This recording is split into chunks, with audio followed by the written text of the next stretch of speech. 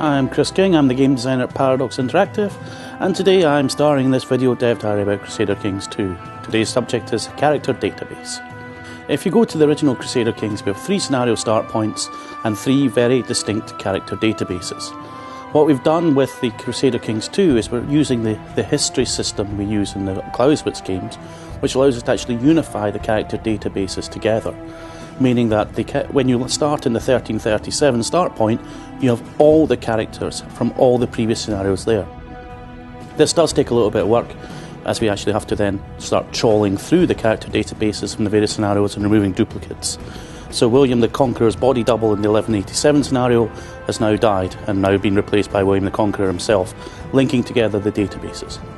The really nice thing about this system, especially with the later starts, is you get these sprawling family trees. If you start as a von Habsburg in 1337, you can start clicking back through your ancestors and find Rudolf the Emperor and go all the way back to Radbot, the first von Habsburg, living in his little castle in Switzerland. This creates this enormous immersion factor in the game. The other thing that CK2 has that CK did not have is regnal numbers for each monarch, but also puts a bit of a burden on the character database because we need to know exactly how many people who held that title had that name. So we actually, for example, have kings of France going from all the way back from Charlemagne to make sure that your Louis, Charles or Philippe in your current year has the proper number that you would have historically. This also makes it quite cool when you play the game. The other thing about the unified character database, it allows us to start incrementing through the database, meaning we can then set up the start any date system that we have in, for example, Europa Universalis 3. The characters have to be there for the 1337 start, so we know to give you your right number and your ancestors, and if they're there already, well, it's not that much extra work to then allow us to start at any date. And the other cool thing about this is, of course, is we can then set up family trees. So you can see, for example, your dynasty, from this dynasty head and founder all the way forward.